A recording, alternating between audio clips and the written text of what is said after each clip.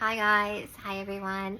So today I want to talk about experiences, and I want you to know that your experiences are real, okay? When you talk to people and you're sharing different experiences that you have, and they're like, oh, that would never happen, that can't happen.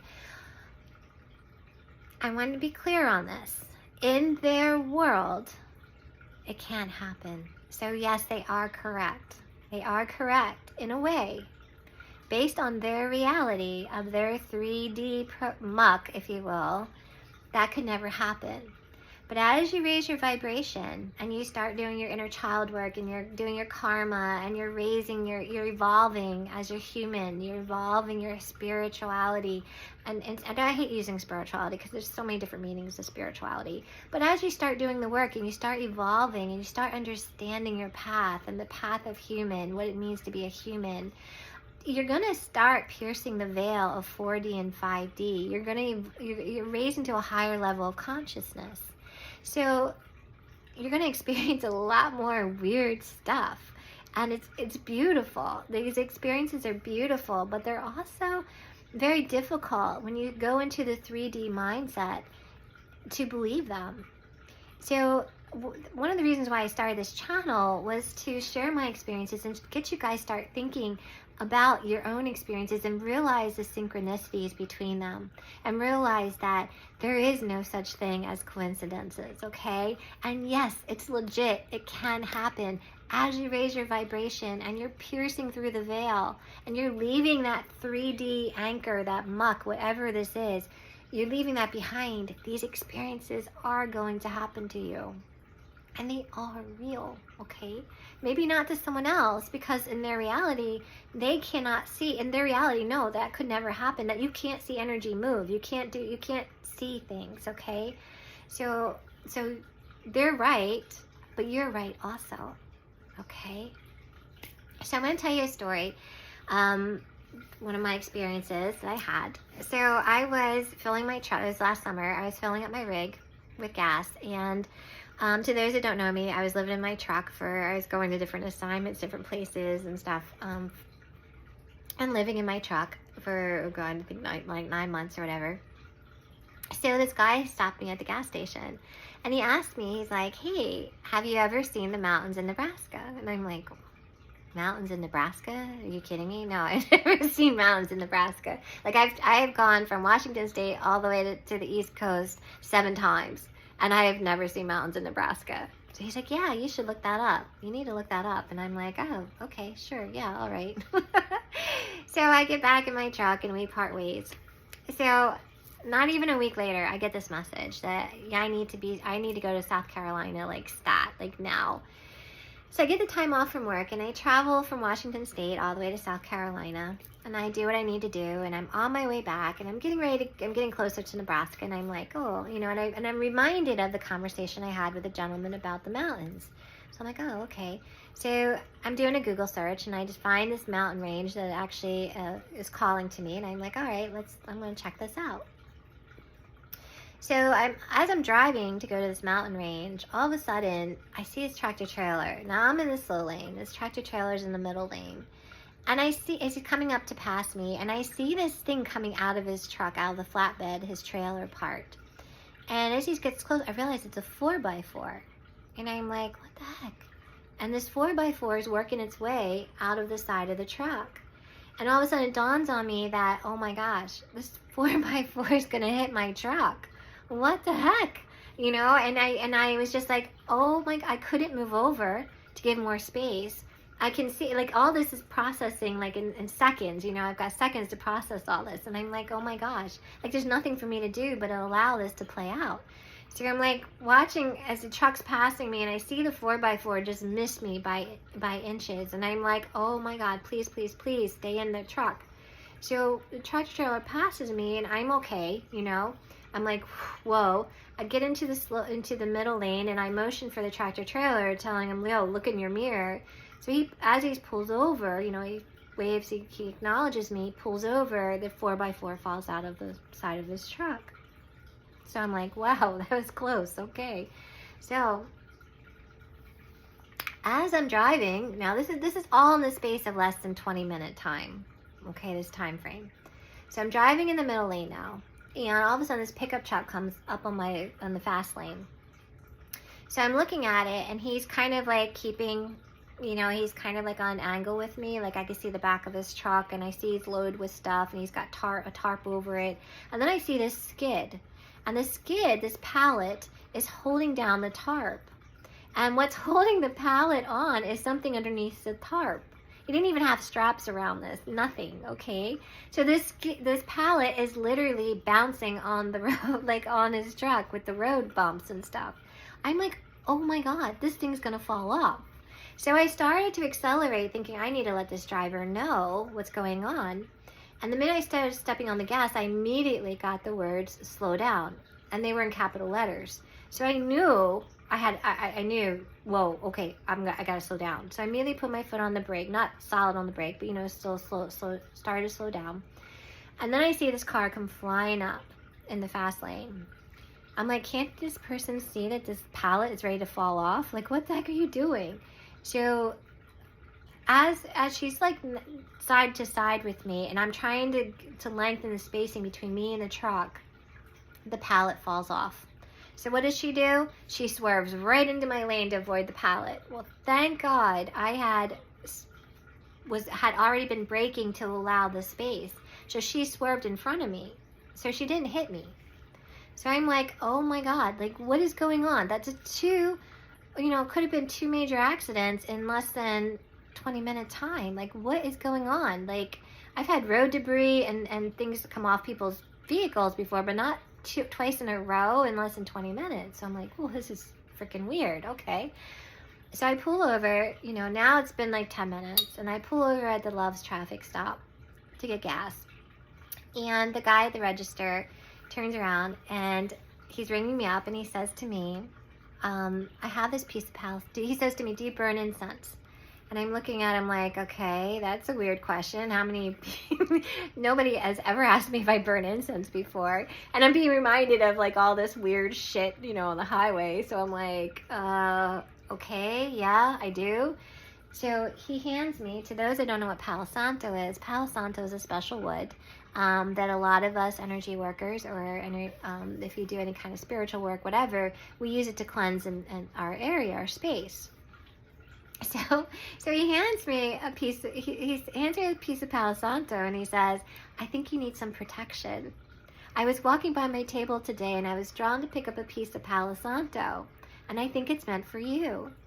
And I'm like, okay, this just got totally freaking weird. Like this is oh wow, okay, yes, I'll take it. I don't know what I need protection for after the last 20 minutes, but yeah, I'm gonna take it. So I literally got back to my truck, and I lit it, and I'm like going all over my truck with it. I'm like, okay, something is happening here. I don't know what's going on, but this is strange. Okay, and again, no such thing as coincidences, guys. Everything's synchronicities.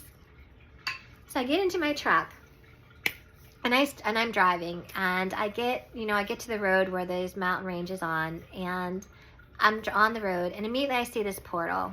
And I'm like, okay, I'm here for portal work. Okay, that's what my guides want me to do. So what came through was that it was an entrance portal. It was an ancient portal that was still being used, but by nefarious beings. And what was happening was it was kind of draining the earth of energy. So they wanted me to, it was like they were showing me like a trickle. Like it wasn't much energy, but it was just like this trickling effect, if you will. But they wanted me to close it. So because it was an entrance portal, I did. So I closed the portal, and I keep going on the road. And then I see another portal, and I'm like, oh, okay, there's multiple portals here. Got it. But this one was an entrance and an exit portal. So I've always been taught never to shut an exit portal. You want to allow those beings to leave, whether they're nefarious, whether they're light, whatever. You don't want to shut an exit portal. That's my teachings. So I'm trying to explain to Spirit that I can't close this. In good consciousness and in love, in space of love, I can't close this. But I agreed to place beings, if you will, like a sentry, these 2 beings on each side, to guard the portal, to allow only beings of service to others to be able to use the portal. So that was the agreement that we came to. Anyway, so I'm driving now, and all of a sudden I get the words, go back. And I'm like, go back? Why am I going back? So I go back around, and I see this monument. And it's huge triangular monument. It's made out of all this metal. And it's like, I'm getting blinded by the sun on it. And I'm like, where the heck is that? That wasn't, where did that come from? I would have totally have seen this. Like, it wasn't there when I first drove up. I was driving on the road. I didn't see this. How did I miss this thing? So I get out, I park my truck, and I get out, and I'm walking my dog up to it. And my dog is like, he's like, I want to get out. Like, I could tell he's antsy. He doesn't like the energy there.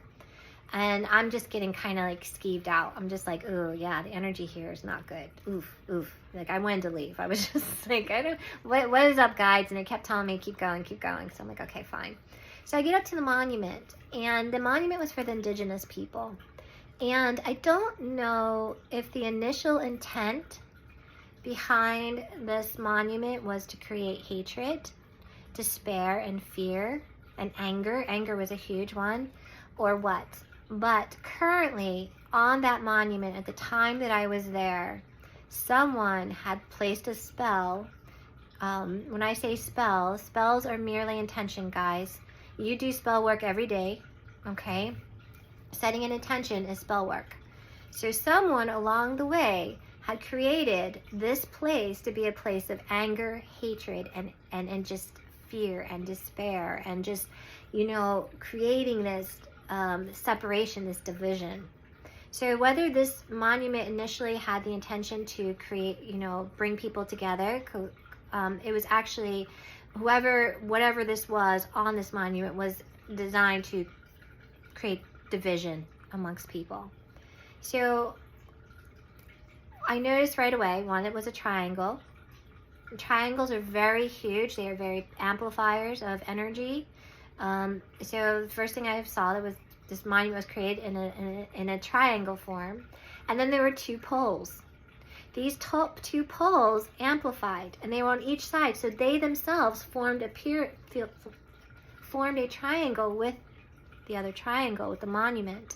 So they're amplifying. This was a very amplified monument of this intention behind it. Whether, again, like I said, whether the initial intention was to create anger and hatred, I don't know, but the current energy that was on it at the time I got there was definitely nefarious, dark. My dog wanted to get the heck out of there. So my guides guide me through. I transmuted it. I transmuted the anger, the fear, and all that despair. And, did some healing on the land, did some work there. And then once I knew that it was all done, I left. And I said to my guides, what the heck was all this about? Like, what happened today? So my guides ran through everything that happened. They showed me the tractor trailer. They showed me the truck. They showed me the Palo Santo guy. And what they were showing me was that this energy, whoever this energy was at this monument, knew I was coming. And it knew I was coming to transmute it. That this was why I was coming. And that all these things that were happening between the tractor trailer and the pickup truck were to, keep me away from that monument. So I don't know who the Palo Santo guy was. Probably a guardian. I don't know. I'm here. I'm getting a word yes. But yeah, it was pretty freaky, guys. And like I said, when you start piercing the veil, you're gonna have stuff. If I was to talk to someone and say all this stuff to someone in 3D muck, they would be like, oh, that would never happen. But to those of us who are awakening and are starting to evolve on a different plane, if you will, of knowledge, yes, this is very real. And you're going to start experiencing weird stuff that you can't just pull off as, oh, that's just coincidence. No, guys, no. You are having experiences, okay? And they are very real. So, if you like this video, you want to hear more, or you want to share an experience, please hit the like button, leave a comment below. Hit subscribe if you want more of my videos. If you want to email me a situation or experience that you had, and you feel free. If you want some advice or you're kind of stuck, you don't really know where you're going, email me. If I don't know the answer or I can't intuitively pull it for you, I will try and direct you to someone who can. So we're all in this together. You're not alone. And yes, you are going to have experiences, guys, that you can't explain in any manner. So yeah, have a great day, guys. And yeah, just open your eyes. Start to see. Okay? Get away from that 3D muck and start realizing, yeah, there's a whole nother world happening on there. And we need to be aware of it. Okay? Bye.